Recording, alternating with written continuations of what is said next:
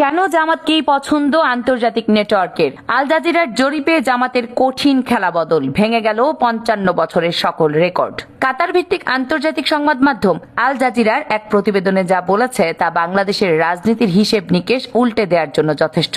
রিপোর্টের সারমর্ম হলো, এবারের নির্বাচন আর একপাক্ষিক নয়, এটি এখন পুরোদস্তুর দ্বিমুখী লড়াই। কিন্তু লড়াইটা আওয়ামী লীগ বনাম বিএনপি নয়, লড়াইটা এখন বিএনপি এবং জামাত ইসলাম। ডক্টর মোহাম্মদ ইউনূসের অন্তর্বর্তীকালীন সরকার আওয়ামী লীগকে নিষিদ্ধ করায় ভোটের মাঠে সমীকরণটা বদলে গেছে। আল জাজিরা বলছে, ফ্রন্টলাইনার বা এগিয়ে থাকা বিএনপির প্রধান প্রতিদ্বন্দ্বী হিসেবে আবির্ভূত হয়েছে জামাত, এনসিপি এবং অন্যান্য ইসলামী দলের নতুন জোট, যে দলটিকে গত 15 বছর ধরে নিশ্চিহ্ন করার চেষ্টা হয়েছে। আজ আন্তর্জাতিক মিডিয়া বলছে তারা রাষ্ট্র ক্ষমতায় যাওয়ার জোরালো সম্ভাবনা তৈরি করেছে। বিশেষজ্ঞরা একে বলছেন চরম নাটকীয় প্রত্যাবর্তন। কেন? এক, শীর্ষ নেতাদের ও কারাদণ্ড; 2, নিবন্ধন বাতিল, অফিস সিলগালা; 3, হাজার হাজার মামলা, গুম, খুন। 2024 সালের আগেও কেউ ভাবেনি জামাত এভাবে ফিরে আসবে। আল জাজিরার রিপোর্টে বলা হয়েছে, বিগত 1.5 দশকের এই নিপীড়নই তাদের প্রতি জনগণের সহানুভূতি বা সিম্প্যাথি বাড়িয়ে দিয়েছে।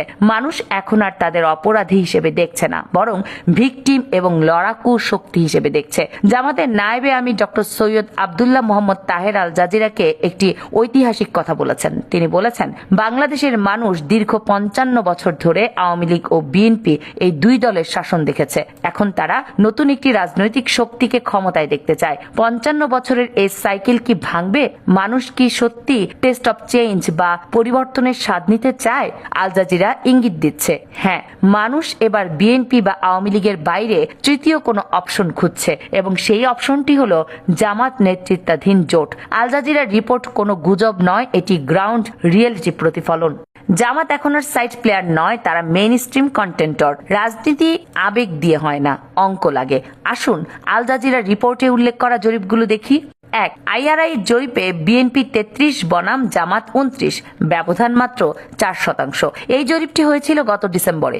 চলতি বছরের জানুয়ারির জরিপ, বিএনপি 34.7% বনাম জামাত 33.6%। এটাকে বলে মোমেন্টাম। জামাতের গ্রাফ উপরের দিকে উঠছে, রাইজিং, আর বিএনপি গ্রাফ স্থবির। যদি এই ট্রেন্ড আগামী 20 দিন বজায় থাকে, তবে নির্বাচনের দিন জামাত বিএনপিকে ক্রস করে ওভারটেক করে এগিয়ে যেতে পারবে। বিশ্লেষকরা মনে করছেন, বিএনপির প্রার্থী তালিকা নিয়ে অসন্তোষ, জামাতের আধুনিক পলিসি, তরুণ ভোটারদের সমর্থন, এই 3টি কারণে সুইং ভোটাররা বা দোদুল্যমান ভোটাররা জামাতের দিকে ঝুঁকছেন। 1.1% ব্যবধান আসলে কোনো ব্যবধানই নয়, এটি নেক টু নেক ফাইট। আইআরআই বা ইন্টারন্যাশনাল রিপাবলিক ইনস্টিটিউট একটি মার্কিন প্রতিষ্ঠান, তাদের জরিপ আন্তর্জাতিকভাবে স্বীকৃত। যখন আমেরিকার কোনো প্রতিষ্ঠান বলে জামাত 29% বা 33%, তখন বুঝতে হবে পশ্চিমারাও এই উত্থানকে স্বীকার করে নিচ্ছে। জামাতের আত্মবিশ্বাস বাড়ার মূল কারণ এই ডাটা। তারা হাওয়ায় ভাসছে না, তারা ডাটা ড্রিভেন পলিটিক্স করছে। আল জাজিরা এই তথ্যটি তাদের প্রতিবেদনে তুলে ধরেছে। আল জাজিরা রিপোর্টের সবচেয়ে ইন্টারেস্টিং পার্ট হলো কৃষ্ণ নন্দী। জামাত ইসলামী যাদের বিরুদ্ধে সাম্প্রদায়িকতার অভিযোগ আনা হতো, তারা এবার খুলনায় একজন হিন্দু প্রার্থীকে মনোনয়ন দিয়েছে। এটি সাধারণ কোনো ঘটনা নয়, এটি একটি স্ট্র্যাটেজিক মাস্টার স্ট্রোক। এর মাধ্যমে জামাত 2টি বার্তা দিয়েছে। 1, অভ্যন্তরীণ, আমরা শুধু মুসলমানদের দল নই, আমরা সবার দল, আমরা অমুসলিমদেরও এমপি বানাতে পারি। 2, আন্তর্জাতিক, আমরা মডারেট ইসলামী ফোর্স বা মধ্যপন্থী শক্তি। খুলনার মতো গুরুত্বপূর্ণ জায়গায় হিন্দু প্রার্থী দেওয়ার প্রমাণ করে জামাত তাদের সনাতন ভোট ব্যাংক টানতে এবং ইমেজ সংকট কাটাতে কতটা সিরিয়াস।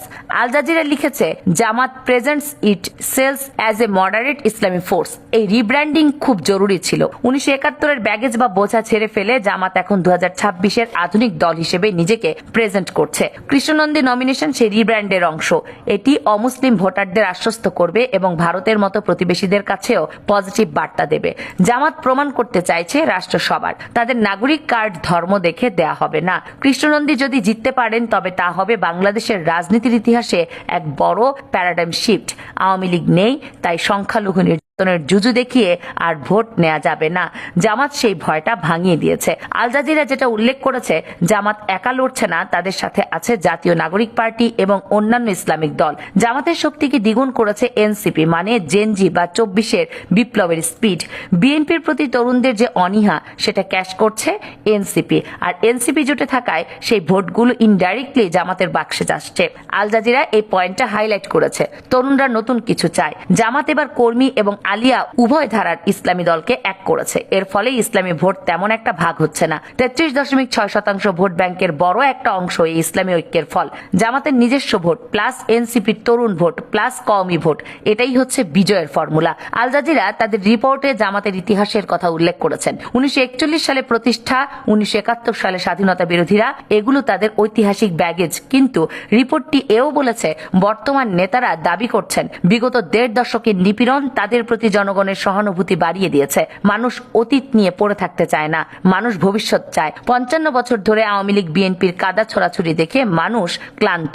এখন তারা দেখছে জামাত কি ডেলিভার করতে পারবে। তাদের ইকোনমি প্ল্যান, তাদের অনেস্টি, তাদের টিম, এগুলোই এখন বিচার্য বিষয়। যদি জামাত ক্ষমতায় আসে, তবে এটি হবে বাংলাদেশের ইতিহাসে প্রথমবার আওয়ামী লীগ ও বিএনপির বাইরে কোন দলের সরকার গঠন। এটি হবে সত্যিকারের তৃতীয় শক্তির উত্থান। আল জাজিরা প্রশ্ন রেখেছে, could it lead the country next?